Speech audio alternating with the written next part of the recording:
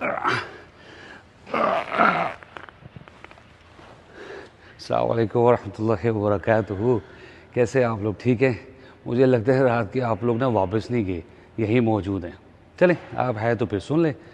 एक बात मेरे जहन में अभी आई है, मैंने कहा मैं आप लोगों के साथ भी बातचीत कर लेता हूँ। देखिए, अब मसला क्या है कि मैंने अक्सर लोगों मेरे साथ बातचीत रहती है, तो मैं उनसे जब पूछता हूँ कि कुरान के बारे में आपका क्या ख़्याल है, या सही अहादीस की किताब जो है उनके बारे में आपका क्या मौक़िफ़ है, क्या कहते हैं उसके बारे में। तो मोस्टली मैंने जो अपने लोग हैं ना, हर किस्म के जो तबका है, मसलक से हैं, उनको मैंने देखा कि वो लोग जो है ना कहते हैं कि हाँ, कुरान जो है ये ऑथेंटिक है, इसका वादा है, क़यामत तक नहीं बदलेगा। ओके, लेकिन जब मैं आता हूँ ना हदीस की तरफ, तो वहाँ आके थोड़ा-सा कंट्राडिक्शन आ जाता है। वहाँ आके वो ज़रा ना थोड़े से ना आगे पीछे हो जाते हैं, तो मैं बहुत परेशान हो जाता हूँ। क्योंकि आखिरी खुतबा में रसूलुल्लाह सल्लल्लाहु अलैहि वसल्लम ने जो